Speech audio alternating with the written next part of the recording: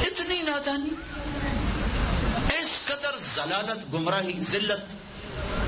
بیوی کے آس پاس بیٹھو، اس کم وقت کو بند کر دو. بچوں کے ساتھ بیٹھو، اسے بند کر دو. کاروبار کے وقت میں کھولو اسے. لیٹ نائٹ کسی کو فون نہ کرو. میں فون بند کر کے سوتا ہوں، کھلا رہ گیا. 1 بجے فون کی گھنٹی بجی. میں نے کہا یا اللہ خیر ہو، پتہ نہیں کون بیچارہ مصیبت زدہ. میں نے فون اٹھایا، جی مولانا صاحب ٹیلٹ ایک دعا پڑھ سکنے کہ نہیں پڑھ سکتے؟ میں کہا بیٹے منہ تیرے اس فون کرن دا اور لدھیا پٹھیا صبح ہی پوچھ لیں آپ میرے کو،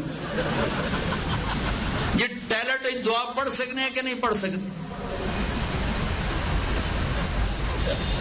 فون کھلا رہ گیا. میں نفل پڑھ رہا تھا رات کو، تہجد. ٹن ٹن ٹن ٹن ٹن. میں جب نفلوں سے فارغ ہو کر اٹھا تو رب ذوالجلال کی قسم 1 نمبر سے 80 کالیں تھیں. 80. یہ انسانیت ہے، یہ شرافت ہے، یہ زندگی ہے. اب اپنی لائف کوالٹی دیکھو کتنی گندی ہو چکی ہے. کھانا کھاتے ہوئے فون سن رہے ہیں، بیوی سے بات کر رہی ٹن، اس کو چھوڑ کے فون سننا شروع کر دیا. بیٹا متوجہ ہوا ہے، اس سے بات کرتے کرتے فون ٹن ادھر. بچے کو تباہ کر دیا، بیوی کو دھکا دے گی. اب ماؤں کے ہاتھ میں بھی موبائل ہیں، انہاں کی کام کیتا ہے، انہاں پترانوں کارٹون دلا دیتا ہے. بھائی بچے تسی کارٹون ویکھو، اسی اپنا کام کریے. وہ بیچارے معصوم کارٹون ویک ویک ویک انہوں اما بھی کارٹون نظر آمدی، ابا بھی کارٹون نظر آمدہ، ہر شے کارٹون نظر آمدی. ہاں ان ماؤں نے اپنی نسل برباد کر دیا کارٹونوں پہ بٹھا کر. ان بے وقوفوں کو پتہ نہیں ہے کہ اپنی نسل کے ساتھ یہ کیا تباہی لا رہی ہیں. یہ وقت ہوتا ہے بچے کا لینے کا. 6 سال تک بچے کو کچھ نہ پڑھاؤ. میرے بس میں ہو میں سارے اسکول بند کر دوں جو 3 سال کے بچے کو لے کر ظلم و ستم کرتے ہیں اور اپنے پیسے کھڑے کرنے کے لیے ہماری نسل کو برباد کر رہے ہیں. میرے نبی نے کہا 7 سال تک بچے کو نماز بھی نہ کہو. کیا کہو؟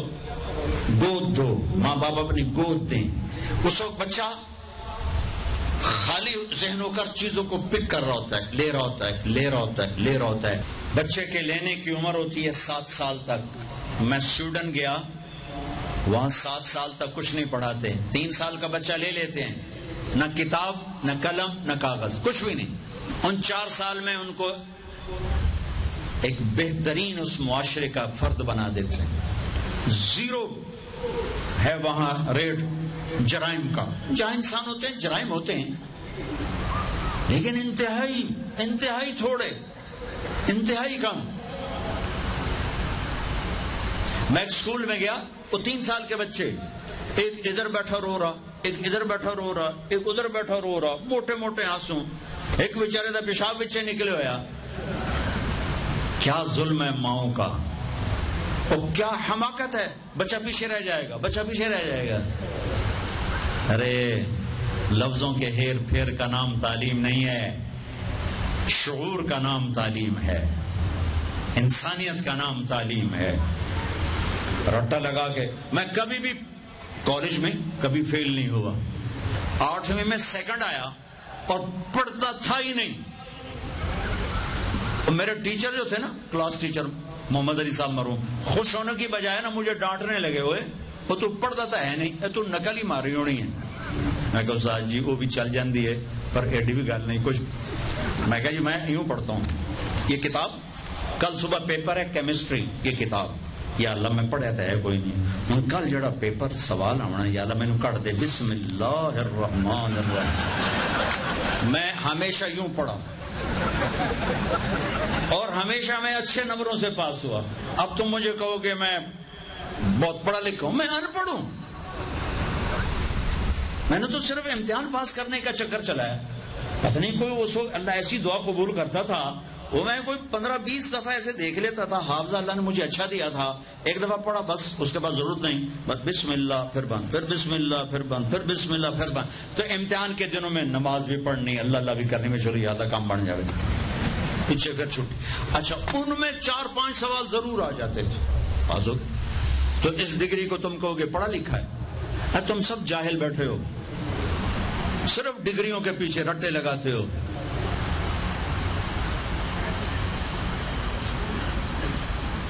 جب قوموں پہ زوال آتا ہے تو ہر چیز پہ زوال آتا ہے. شعبہ تعلیم بھی زوال پذیر ہے, ہر شعبے زوال پہ, چونکہ انسان بگڑ گیا نا.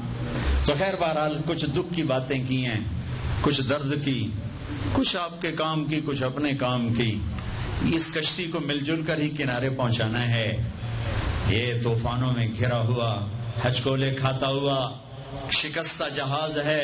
کشتی شکستہ گانیم اے باد شتر برخیز, شاید کے باز بینم یار آشنارا.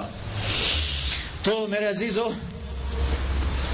تبلیغ میں وقت دینا, آپس میں لڑے ہوئے ہو صلح کر لینا,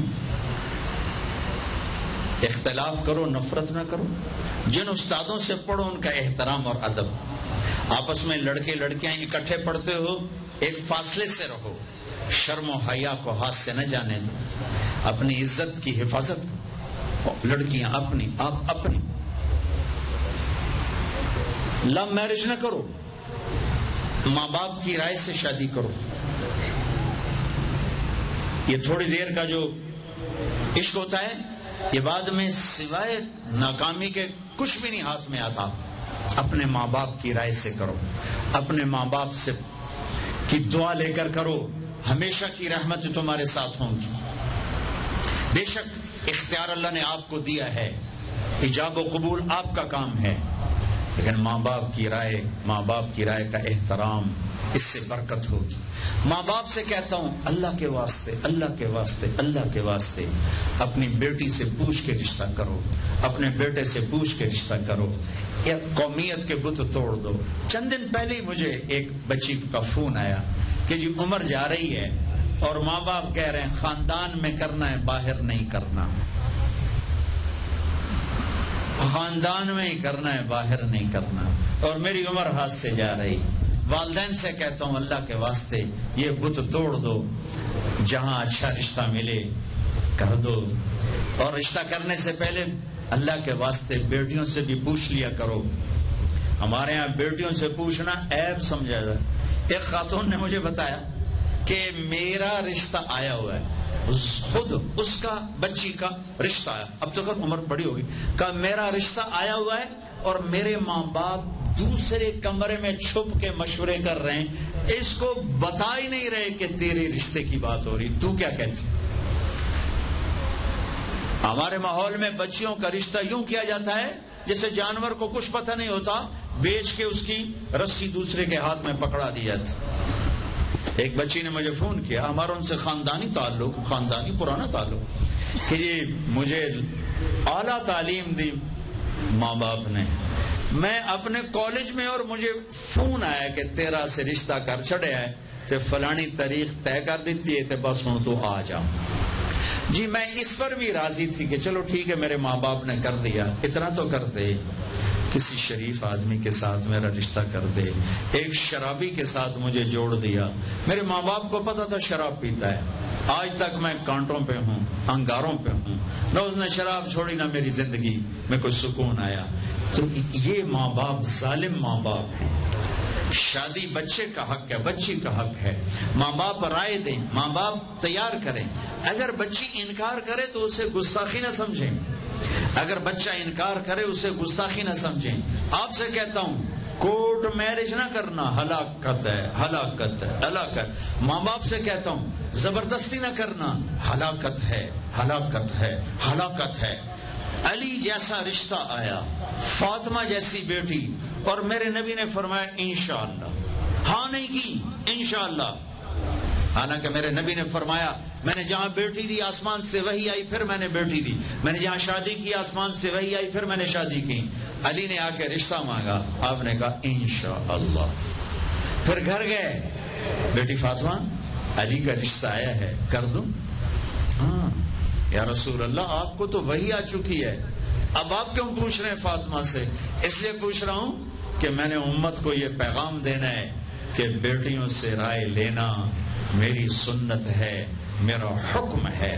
فاطمہ جیسی بچی انکار کر سکتی تھی؟ یا رسول اللہ جیسے آپ فرمائیں. واپس علی لوگوں کو جمع کرو. لوگ جمع ہوئے. لوگوں آسمان سے جبریل پیغام لائے ہیں کہ میں اپنی بیٹی فاطمہ کو علی کے ہاتھ میں دے دوں. نکاح رخصتی جب ہوئی 1 ماہ بعد 6 ماہ بعد 1 سال بعد جب آپ گھر میں ان کو بلایا تو فاطمہ کا ہاتھ پکڑا اور علی کے ہاتھ میں دیا. کہا علی تمہیں نبی کی بیٹی مبارک ہو. اور فرمایا بیٹی فاطمہ مجھے جو سب سے زیادہ محبوب تھا میں نے تیرا ہاتھ اس کے ہاتھ میں دے دیا ہے. یہ سب کچھ آسمان پہ طے تھا. پوچھا آپ نوجوانوں سے کہتا ہوں کورٹ میرج تک نہ جانا. ماں باپ سے کہتا ہوں یہ ستم نہ ڈھانا کہ پوچھے بغیر یہی کرنا ہے. کچھ کہتے ہیں ماں جی کہہ گئے تھے یہی کرنا ہے. ہاں اگر بچہ تیار ہو جائے وہی